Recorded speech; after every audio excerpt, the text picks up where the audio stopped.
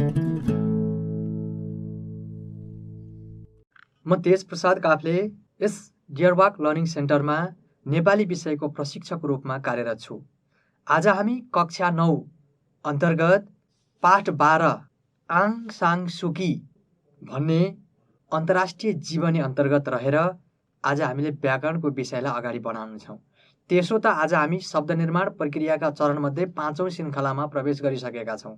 आज हामी शब्द निर्माण प्रक्रिया अन्तर्गतका समासद्वारा शब्द निर्माण भन्ने प्रक्रियाको दोस्रो चरणमा रहेर चर्चा गर्नेछौँ र आज हामीले यस अन्तर्गत समासका 5वटा प्रकारमध्ये अघिल्लो श्रृङ्खलामा हामीले 2वटा प्रकार पढिसकेका छौँ र बाँकी रहेका 4वटा प्रकारलाई आज हामीले विषयवस्तुको रूपमा अगाडि बढाउने र जीवनको सन्दर्भमा हाम्रो जीवनका निम्न भागमा यिनको उपयोगिता हुन सक्छ। त्यसो त हामीले बोलाइको सन्दर्भमा र लेखाइको सन्दर्भमा सबैभन्दा महत्त्वपूर्ण मानिने शब्द मिलेर वाक्य बन्दछ।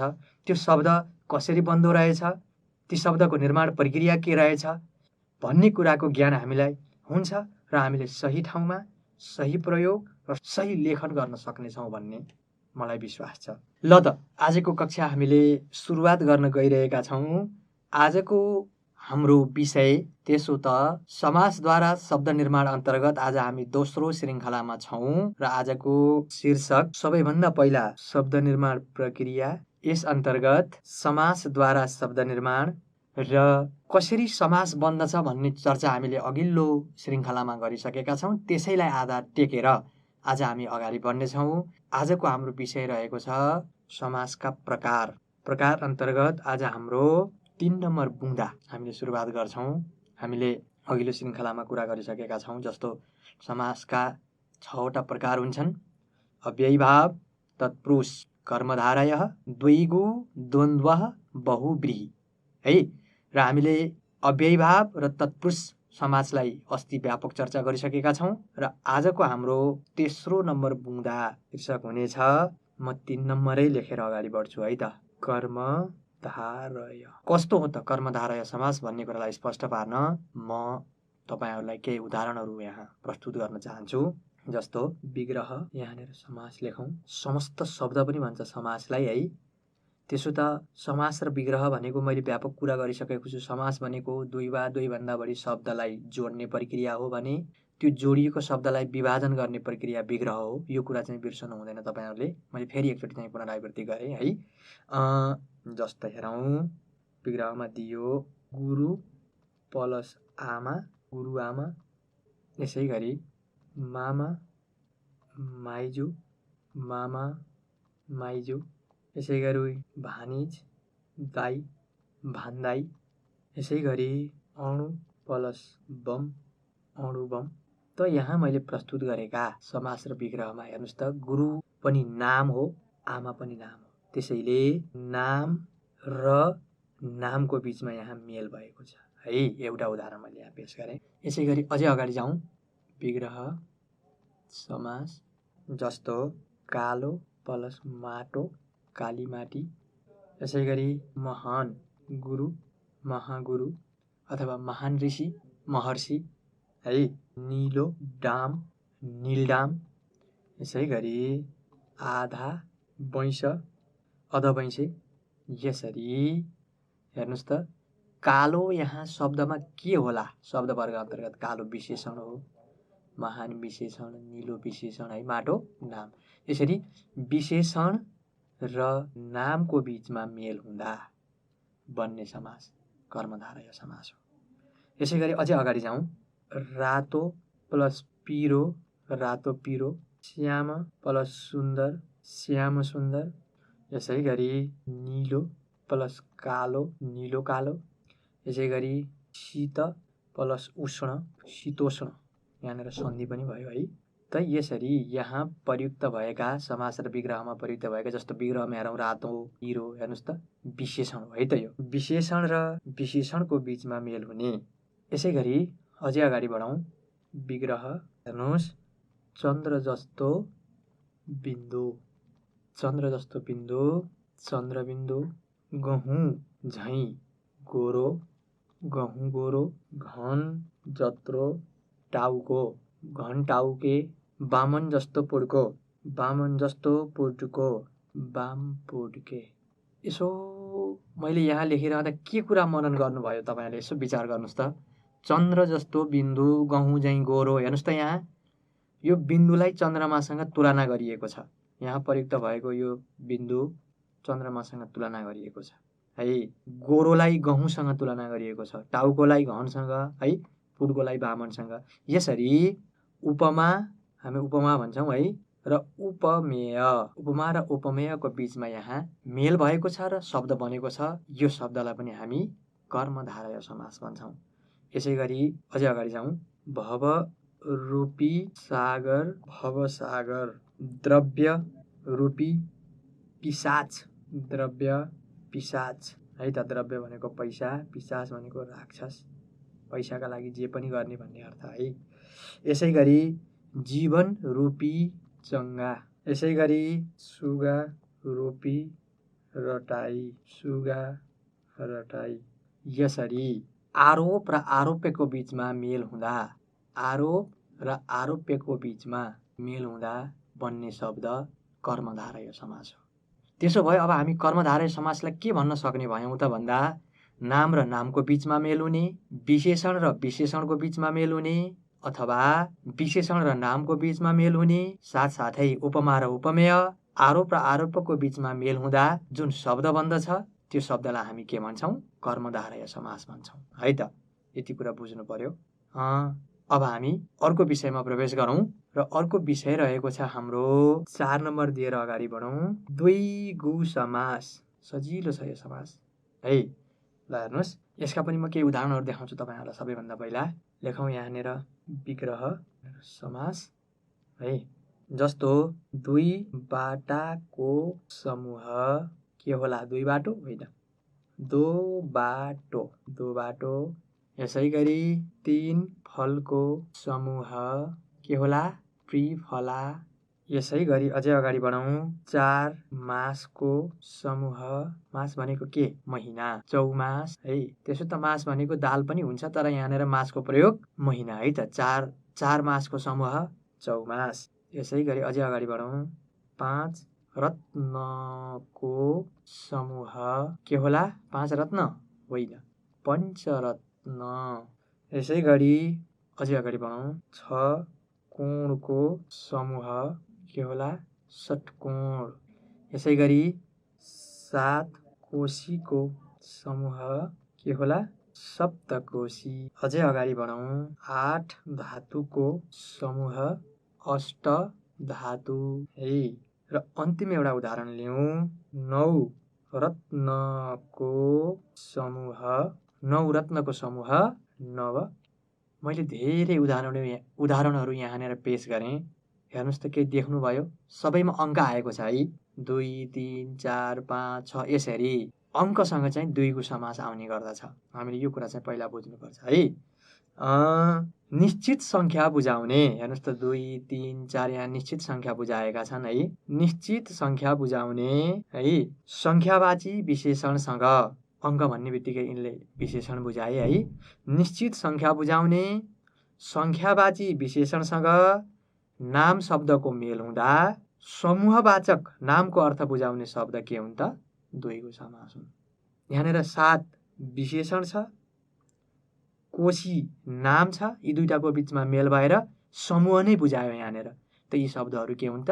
द्विगु समास हुन् है। यदि भएपछि द्विगु समास पनि हामी सहजै बुझ्न सक्छौँ है त। अब हामी अर्को नम्बरमा प्रवेश गरौँ। म यहीँनिर लेख्न चाहन्छु 5 नम्बरमा द्वन्द्व, द्वन्द्व समास, द्वन्द्व समास है त। अब यसमा पनि हेरौँ यो कसरी बन्दो रहेछ। यसका पनि केही उदाहरणहरू म यहाँ दिन चाहन्छु। दाजु र भाइ, दाजुभाइ। यसै गरी खेल र कुद, खेलकुद। यसै गरी लाज र शरम, लाज शरम। तोड र फोड, तोडफोड। यसै गरी दुःख र सुख, दुःख सुख। हर्ष र विस्मात, हर्ष विस्मात। र अन्तिम एउटा उदाहरण लिउँ, उल्टो र पाल्टो, उल्टो पाल्टो। ल हेर्नुहोस् त मैले केही उदाहरणहरू देखाएँ। यसमा तपाईँले समान कुराहरू केही देख्नु भएको छ। जसरी 2 को समासमा तपाईँले अङ्क देख्नुभयो 1 2 3 भन्ने, यहाँनिर पनि केही फरक देख्नुभयो। बिचमा र आएको छ, कहीँ अथवा पनि आउन सक्छ है, वा पनि आउन सक्छ। यी संयोजक हुन्। यसरी 2 समान महत्त्वमा रहेका शब्दहरू है त, 2 वा 2 भन्दा बढी शब्द मिलेर समस्त शब्दभन्दा, 2 वा 2 भन्दा बढी शब्दहरू मिलेर समस्त शब्दभन्दा अथवा समासभन्दा है त, यहाँनिर खेलकुद दाजुभाइ समस्त शब्द अथवा समास शब्द हुन् भन्दा दुवै शब्दको अर्थ प्रमुख भई बन्ने समास के हो त? द्वन्द्व समास हो। यो समाजलाई समानार्थी, जस्तो हेर्नुहोस् यहाँ दाजु र भाइ र विपरीतार्थी, हर्ष र विस्मात फरक अर्थमा उल्टो र पाल्टो, सुख र दुःख विपरीतार्थी शब्द हुन्। यो बिचमा र वा पनि जस्ता संयोजकले जोडेपछि विग्रह हुने गर्दछ द्वन्द्व समासलाई है त। जस्तो लाज शरम भनेपछि यो समास द्वन्द्व समास भयो। यसलाई हामीले विग्रह गर्ने बेलामा लाज र शरम बनाउनु पर्यो। बिचमा र वा अथवा पनि जस्ता संयोजक लगाएर चाहिँ हामीले विग्रह गर्ने गरिन्छ, हामीले गर्न सक्छौँ। अथवा ती संयोजकलाई हटाएपछि जुन समस्त शब्द बन्छ त्यो के हो त? द्वन्द्व समास। अब आजको विषयको हामी अन्तिममा छौँ, अन्तिममा प्रवेश गर्दैछौँ। अन्तिम शीर्षक रहेको छ हाम्रो 6 नम्बरमा बहुव्रीहि, बहुव्रीहि समास। अब यो कस्तो हेर्नुहोस् है त, म यो पनि उदाहरण देखाउन चाहन्छु तपाईँहरूलाई। यहाँनिर विग्रह लेखौँ, यहाँनिर समास लेखौँ। ल हेर्नुहोस् है त, लामो पुच्छर भएको के होला? लामपुच्छ्रे है। पीत अम्बर छ जसको के होला? पीताम्बर है त। पीत भनेको पहेँलो, अम्बर भनेको कपडा है त। यसै गरी 100 पत्र छन् जसमा के होला? सयपत्री। यसै गरी लामा खुट्टा छन् जसका, अथवा लामो खुट्टा भएको के होला? लामखुट्टे। यसै गरी लाज नभएको के होला? निर्लज, निर्लज है। यसै गरी मुख नभएको के भनेको होला? हेर्नुहोस् त, मुख नभएको निमुखा। बुझ्नु भएको छ निमुखाको अर्थ? आफ्नो हक अधिकारको लागि नि बोल्न नसक्ने है त, निमुखा। यसै गरी विकल्प नभएको के होला? निर्विकल्प है। यसै गरी पानको जस्तो बुट्टा भएको के होला? पान बुट्टे। ल हेर्नुहोस् त, मैले यहाँ तपाईँहरूलाई केही उदाहरणहरू पेश गरेँ। अब बहुव्रीहि समास कस्तो हुन्छ भन्ने कुरा चाहिँ यो उदाहरणबाट म तपाईँहरूलाई प्रश्न पार्न चाहन्छु है। 2 वा 2 भन्दा बढी, लामो पुच्छर, यहाँ 2 भन्दा बढी शब्दहरू छन् है। 2 वा 2 भन्दा बढी शब्दहरूको बिचमा मेल हुँदा अथवा समस्त शब्दभन्दा भिन्न अर्थ प्रदान गर्ने है त। भिन्न अर्थ भनेको हेर्नुहोस् त, म यहाँ देखाउँछु तपाईँहरूलाई, यो कुरो बुझ्न जरुरी छ। लामो पुच्छर भएको लामपुच्छ्रे, यसलाई केले इङ्गित गरेको छ हेर्नुहोस् त? चरा। ल यसै गरी पीत अम्बर छ जसको पीताम्बर, विष्णु भगवानलाई पीताम्बर भन्ने गरिन्छ है, विष्णु। ल हेर्नुहोस् त। यसै गरी 100 पत्र छन् जसमा सयपत्री के? फूल, भिन्न अर्थ प्रदान गर्यो है। लामा खुट्टा छन् जसका लामखुट्टे के? मच्छर है त। लाज नभएको निर्लज, मान्छे हुन सक्ने भयो, इज्जत फाल्ने मान्छेहरूलाई हामी निर्लज भन्छौँ नि है। निमुखा पनि मान्छे, मान्छेको स्वभाव पनि जोडिन सकिने भयो है। निर्विकल्प के होला? जुन सत्य कुरा हो त्यो निर्विकल्प हुन्छ। यसरी 2 वा 2 भन्दा बढी शब्दहरू मिलेर समस्त शब्दभन्दा भिन्न अर्थ, नयाँ अर्थ प्रदान गर्ने र त्यो शब्दले विशेषण अर्थ बुझाउने शब्दहरू के हुन् त? बहुव्रीहि समास हुन् है त। यस्ता शब्दहरूको विग्रह गर्दा, यस्ता भनेको यहाँनिर लामपुच्छ्रे, पीताम्बर, सयपत्री है, जति पनि पानबुट्टे, निर्लज, यस्ता शब्दहरूको विग्रह गर्दा शब्दका बिचमा छ जो, जसका, जस्तो, जस्ता जस्ता तुलनाबाजी शब्दहरू पनि आउन सक्छन्। जुन कुरा मैले यहाँ देखाएको छु तपाईँ हेर्नुहोस्, छन् जसका, भएको है, छ जसको जस्ता शब्दहरू आउन सक्छन् र बहुव्रीहि समासले जहिले पनि भिन्न अर्थ प्रदान गर्दछ। जस्तो लामपुच्छ्रे भनेपछि हामी चरो बुझ्छौँ, निर्लज भनेको मान्छेको स्वभाव बुझिएला, लामखुट्टे भनेको मच्छर बुझिएला है। यसरी बहुव्रीहि समास हुन सक्छ। अब समास त मैले तपाईँहरूलाई चाहिँ 6 किसिमका समासहरू पढाएँ। अब एउटा समस्या के हुनसक्छ भने मैले कर्मधारय अनि त्यसपछि अव्ययीभाव समासहरू पढाउने बेलामा कैयौँ शब्दहरू भन्नुको तात्पर्य नाम र नामको बिचमा पनि मेल उता पनि भएको छ, यता पनि आएर फेरि नाम र नामको बिचमा मेल हुन सक्ला। तर बुझ्नु पर्यो के त भन्दा अव्ययीभाव समासले अव्यय शब्दहरूलाई बुझाउँछ भने कर्मधारय समासले नाम अथवा विशेषण शब्दहरूलाई बुझाउँछ। यो कुरा चाहिँ बुझ्न जरुरी छ है त।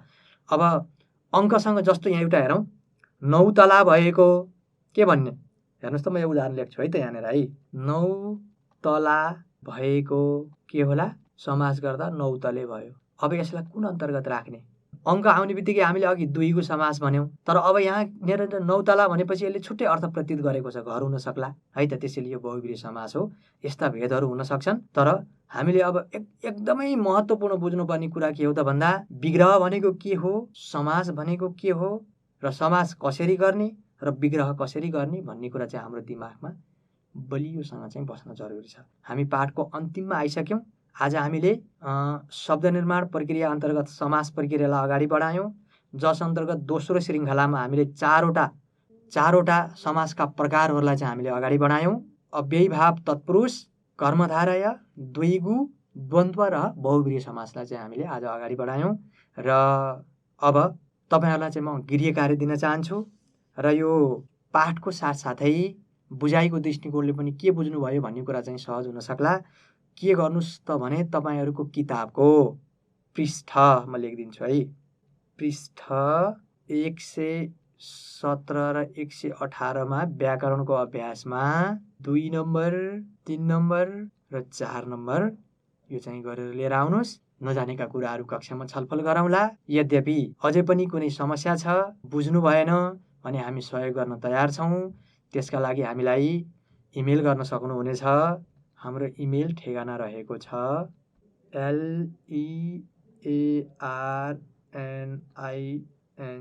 learning@learningawalk.edu.np है त। यसमा सल्लाहका लागि, सुझावका लागि, नजानेका कुराहरू बुझ्नका लागि हामीलाई इमेल गर्न सक्नुहुनेछ। हस् त, आजलाई यति नै गरौँ। धन्यवाद।